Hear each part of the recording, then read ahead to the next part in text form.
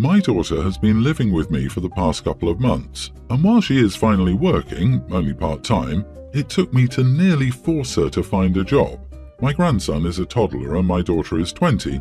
Her father is in and out of his life, so I primarily babysit my grandson while my daughter works, runs errands, etc. I love my grandson and my daughter, but it's not my due responsibility to care for him 24/7, and I'm not required to do so. I raised my kids and did my best, so I shouldn't have another weight on my shoulders or raise another child because she had him so young. Yesterday, my daughter worked from 8 a.m. to 4 p.m. and I worked overnight from 10 p.m. to 7 a.m. and this is my regular full-time shift. I told my daughter that I couldn't watch him because I was tired. Nevertheless, she put him on my bed and said she didn't have a sitter. I'd had enough of being forced to watch him against my wishes in my own home, so once she left, I called her, texted her but no response, and she ignored my calls. At that point, I grabbed my things, grabbed my grandson, and dropped him off at the police station and told them that my grandson was abandoned in my home and that I couldn't reach my daughter and that I was unable to care for him. They said okay, got her contact info, and were unable to reach her, which at that point I went home. A few hours later, my daughter called me crying, telling me that the police had turned him over to CPS and refused to return him. They are saying she neglected him and child abandonment, which she did. My daughter thinks I'm the idiot and it's unfortunate she no longer has access to her son, but this is simply not my responsibility. Am I the idiot? I mean, are you for real? I get that daughter was totally out of line, but didn't you feel scared as his grandma dumping him at the police station and now he's been taken by CPS? Your daughter is the idiot for doing that, but that was really heartless and cold of you as grandma to him. Now that CPS is involved, they will continue to be involved, so I hope there's more to this. I'm going with everyone's the idiot here because I just can't fathom someone doing this to their grandchild. He had to be scared to death. This poor baby. My heart is breaking for him. Wow, my mother-in-law would light herself on fire before she did this. I asked her if she would take him if something happened to me, and she said absolutely without question. OP is a vile person. Her daughter is irresponsible, but OP is a next-level idiot. It's pretty clear why the daughter is such a poor parent. Look at that poor girl's example. You are the idiot for using the police to teach your daughter a lesson and lying to the police about the child being abandoned. They have better things to do. Also, you are the idiot for not communicating with your daughter better. Honestly, if you'd been clear and not let her live with you in the first place, or been firm from the outset, it might have forced her to find living arrangements where her baby didn't suddenly end up at the police described as abandoned.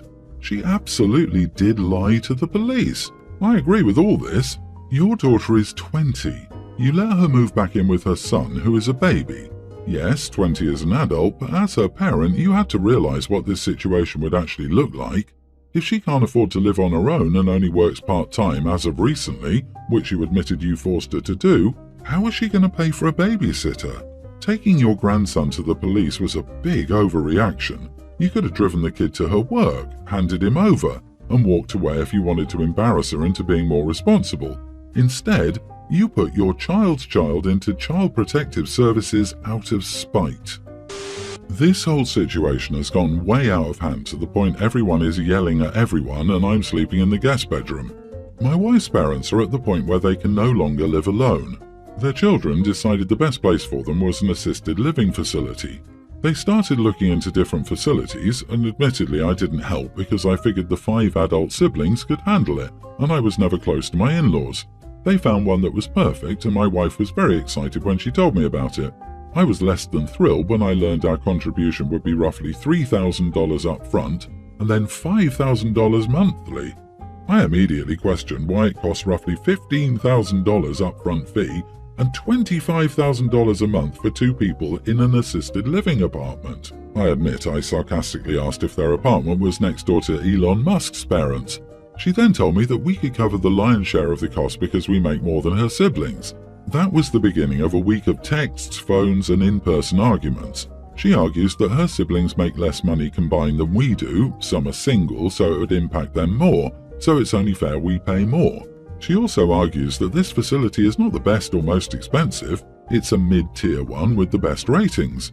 According to her, anything lower has bad ratings and could put her parents' safety in jeopardy. My argument is that there are 5 siblings, so the cost should be divided equally between the 5 of them. I also argued that if 5 people can't afford that place, they need to lower their standards. That started a circular argument for hours between cost and safety. I couldn't take it anymore, and in the heat of the moment I yelled, "We don't make more than your brothers and sisters. I make more than all of you, which is why you all want me to cover the cost for your parents." That was the beginning of my night sleeping in the guest bedroom. I know as a married couple I shouldn't consider mine and yours income, but realistically I do make more than all of them, and I think it's unfair to make me pay the largest portion. Am I the idiot for telling my wife we won't pay our fair share for her parents' assisted living? Edit, I assumed it was $25 a month because I assumed it was split 5 ways between the siblings and our share was $5,000 a month. It'll be closer to $10,000 a month and our share is $5,000. Her parents have assets, including a house, so I was told they don't qualify for government assistance. I brought up the idea of selling their house but was shot down immediately. The siblings want to keep the house in the family because their great-grandfather built it or something. I can afford to pay it, but I don't want to based on principle. Their division means I'll be paying $5,000 a month, while the youngest brother will be paying only $300 a month and will be living in the house. They think he'll be paying the insurance and taxes on the house, so he can't afford more than $300. Not the idiot, I'm pretty sure alimony would be cheaper. Do not pay that much. If you still are willing to help, then tell them a number you're willing to pay and that's it. They have to find the rest of the money or lower their standards. Your wife is way out of line demanding you pay this. She can start sleeping on the couch. You can't be asked to pay for your in-laws to live that far above their means. They made their choices in life. Jesus, my 3,000 square foot house, car note and all of my bills doesn't cost that much. The fact that you were left out of the decision process and then expected to pony up the equivalent of a $700,000 mortgage payment is a really unreasonable ask. The cost should be split evenly. If it can't be afforded, then they need to find a cheaper place. I wouldn't be part of a family that uses "just marry a guy who makes a lot of money and have him pay it" as their long-term parents' care plan. Also, the parents still own their home, but the siblings refuse to let it be sold. That's ridiculous. They are asking OP to contribute $5,000 a month so they can keep their inheritance. Absolutely not. I would refuse to pay a dime until the house was sold and the sale proceeds could be used solely for the in-laws' care. If the siblings are so distraught about some family house, then one of them can take out a mortgage and live there and pay their parents fair market value for the house to keep it in the family. This is also a hill I would stand on. The other siblings and OP's wife are taking advantage of him because he earns more. That's not okay. I'm currently planning a wedding. My fiancé's family is from Jamaica. She still has family there, so we'll be getting married there. It's going to be at an all-inclusive resort that I'm excited about and aware not everyone can afford. We've invited about 40 people from our country, most of who have already RSVP'd yes. My little brother, I'll call Jake, makes decent money but is very frugal. He thinks it's ridiculous that we're getting married there when both of us are from here. I admit it's about half because of her family and half because it just sounds really fun. Not everyone can afford it, and I'm totally cool if people can't make the trip or don't want to spend it. I want a small wedding anyway. Jake told me yesterday he's not going because he doesn't want to pay for the flight, hotel, etc. I understood and just said, okay.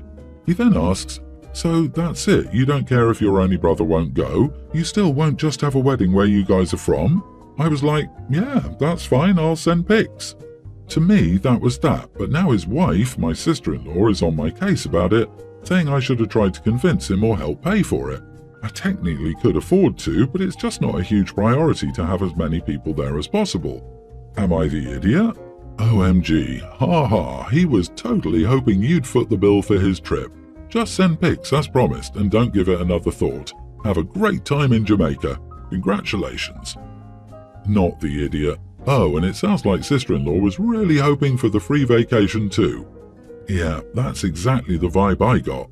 I have some moochy family myself and that is a tactic they love. We can call it the, "why don't you try harder?" Even if the end goal is not to get a 100% free trip, the goal is to try to put you in a position so they can negotiate. This tactic places the onus on you to try to give concessions so they can do you the favor of attending. I mean, good for you, business guys. You're probably great at dealing with suppliers and contractors, but that crap is not supposed to be used against family or friends. OP, send pictures with him photoshopped into them and say, "It's like you were there with us." It's your brother's choice to attend your wedding or not. No one is forcing him either way. You invited, he doesn't want to spend the money. It's not your obligation to pay for his trip. You're not upset he won't come. You have done nothing wrong. You were very nice in how you handled it. He does not get to pressure you into having a wedding where he wants. It's not his day. And honestly, the wedding will go on with or without him. I just moved to the United States from Canada for work. My dad was from the States, so I have dual citizenship. However, besides vacations and family visits, I've always lived in Canada. I'm renting a house in a nice neighborhood. My dogs and I like it here, except for my neighbor. He's odd. I guess he was friends with the previous tenant, and he keeps taking my mail. I've caught him on my security camera. He'll come and grab all the mail and then come back later and put my mail back. I went over to ask him about it, and he said that the previous tenant had asked him to please grab his mail for him. I said that was nice of him, but I would appreciate it if he could please leave my mail alone. I wasn't rude or anything, I don't think. He said that he was friends with the guy and that he made a promise. I had a solution. I said that I would bring in all my mail from the mailbox and then put his friend's mail in his after I sorted it. For some reason, this wasn't acceptable. I was going to even offer to let him look through the mail on my step, take his friend's stuff, and leave my mail in my box without taking it with him, until he said he didn't want a stranger putting stuff in his mailbox. The lack of self-awareness was sickening. I told him to stay off my property or I would be upset. Then I left. He did it again. I went to the post office to see if I could get his friend's mail forwarded to his address or if the change of address form was not processed. I just didn't want this guy taking my mail. And that is when I learned that stealing mail is a serious crime. The USPS actually has its own cops, and that stealing mail is a serious crime. My neighbor came over yesterday to apologize, promised that he wouldn't take my mail again, and asked me to talk to his lawyer and explain that he never kept any of my mail. I said I would. I was talking to my dad about it all, and he said I was kind of mean to get this guy in trouble for doing his friend a favor. I said I thought the guy was rude, and I didn't know if he was giving me back everything he took. What if he took my credit cards or official records or medical stuff or something? My mom thinks I should have been nicer, but she's Canadian. So am I the idiot for escalating a dispute with a neighbor? Not the idiot. Mail forwarding exists. This man was trespassing on your land and stealing from you. He had no right to take your mail, whether or not he later returned some of it, and you have no idea if he kept any of it. You're hoping he didn't, but you don't know that. All you know is that he took it. I also like how your neighbor asked you to talk to his lawyer and explain he never kept your mail. In actuality, how do you know that? If he kept something and never gave it to you, how would you know? That's why we don't allow people to come and grab another person's mail and take it into their homes. It actually sounds like you were nice and continued to try and be nice about it. The neighbor didn't want to work with you on this and is now paying the price. Yeah, how do you know he didn't steal any of your mail? Why lie to his lawyer and say he didn't take anything of yours when you don't know? The dude was 100% in the wrong. It's your place now, not his friend's. Your solution of giving mail back to him from his buddy was sound, reasonable, and neighborly. To continue to go through your box was criminal. He's not likely to get into too much trouble for the one offense, though. So don't worry too much about it. He'll have to pay through the nose in lawyer fees and probably a fine, and that's a result of his own stubbornness. Also, my Canadian mom thinks I should have been nicer, made me laugh out loud. LOL.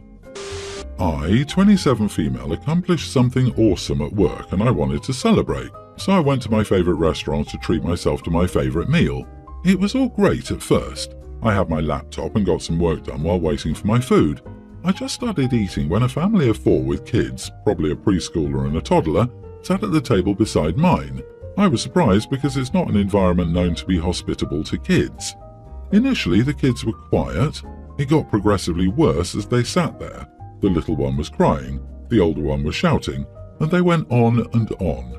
My sound-cancelling earbuds didn't help me much, so I asked to move to a different table. The restaurant wasn't very big, so I could still hear them crying and shouting. I barely enjoyed my food and was really angry because I very rarely get to have time for myself, and I really wanted to enjoy this. As I paid, I told the father that I hoped they enjoyed their meal because I barely could.